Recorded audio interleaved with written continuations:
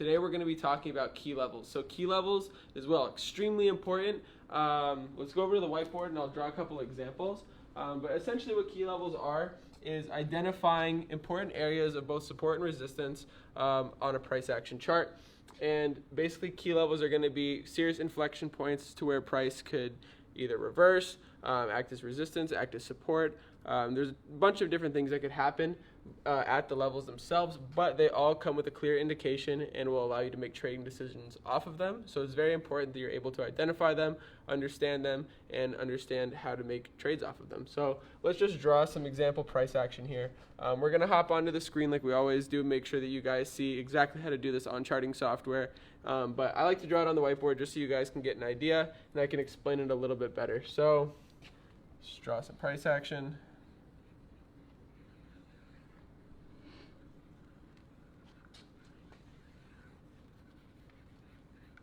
It's a very sideways market.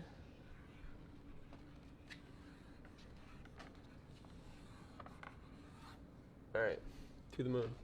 Okay, so the first thing that we can notice here is see the market's coming down, comes up, drops, comes back up, drops, comes back up, supports a little bit, up, supports a little bit, and then gone. So if this is what the market looks like, what you would be ideally trying to identify at first is you're going to be important areas of resistance and important areas of support. So we always want to look left to right whenever you're analyzing a chart because you want the previous price action to help you get an idea of what's going to go on in the future. If you're using very recent price action, it's probably not going to have a lot of validity to it. You also have a lot of price history that can support whatever analysis you're putting on your chart by going from left to right. So we're going to start with the left, move our way over there. We see resistance here, resistance here, resistance here, resistance here, support here. So what we can do with that is plot a key level. On a screen it's a lot easier, but here I got to draw it, so bear with me if this line's a little bit curved or diagonal.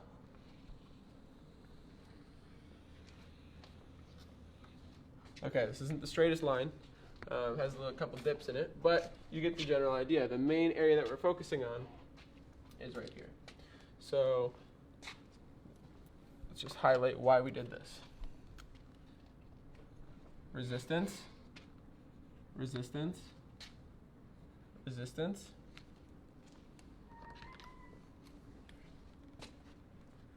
support. So we have 3 areas of resistance and 1 area of support. That's more than enough to qualify this level as something significant.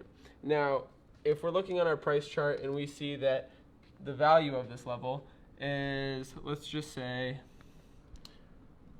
we'll do 10.94, then it would be a more than reasonable idea to round this up to 11. And the reason I say it's ideal to do that is because you always want to be rounding to whole numbers because whole numbers are going to act as something that are called psychological levels. So let's write that down. Make sure you guys have a notebook out, a piece of paper, a notepad on your computer or phone, whatever. Just make sure you guys are taking notes if you need to. So round levels to nearest whole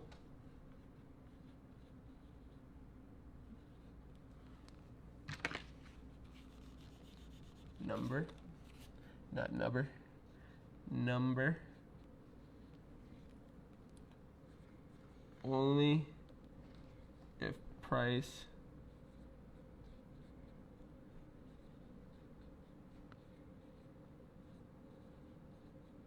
validates. And I'll explain what that means in a second. Okay. So 10.94, safe to say to round to 11. And if we look, let's just say that we rounded this up to 11 for this example. We can see that we still have those areas of resistance.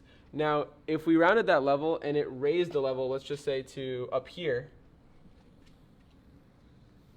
you still have 1 area of resistance, but it's too far from everything else, and I wouldn't be doing that personally. So I would say that rounding is not appropriate when you are actually removing the elements that solidified the idea that that level was a key level. So only round when it makes sense. If you round up the number and you find that it just changes the whole reason that you spotted the level in the first place, then don't do it. That's a very, very important thing, is you only round if price action is going to keep that level valid. So if it invalidates the level just by rounding it, don't round it. You're just wanting it to be round when the market is telling you otherwise. So take the message from the market. It's usually the correct message. Okay, so another thing with rounding is you always want to round to 50, 80, and 100. When I say 100, you could just put .00 whole numbers. Very important, so make sure you guys have that. 50, 80.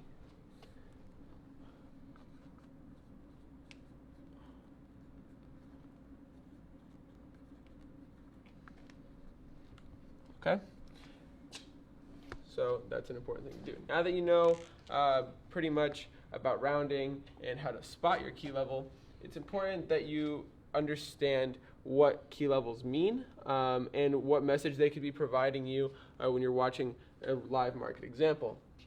So let's look over here. So we see that we have this area of resistance, 1, 2, 3 areas of resistance.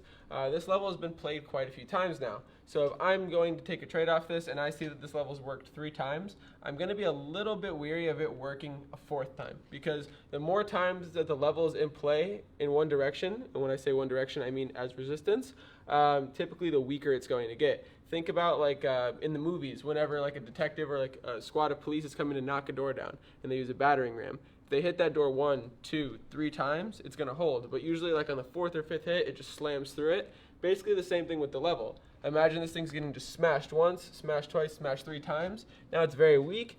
Price comes up, smashes right through it, and now it acts as support. So whenever you see a very strong level of resistance break, that could be an indication that price is getting ready to break higher. So whenever that level does break, watch for price to come back down, see if it acts as support. If it does, then you can expect price to go higher. There's a bunch of different entry strategies that you can apply to that. I'm not really going to go into that too much in this video. I just mainly want to share with you guys key levels and their significance. So this is pretty much the main scope of identifying your levels. It's just understanding how to plot them. So identify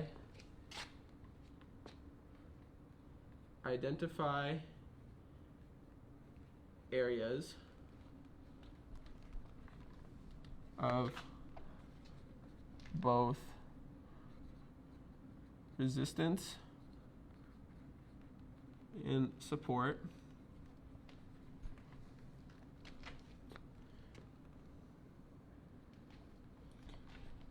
Plot the level.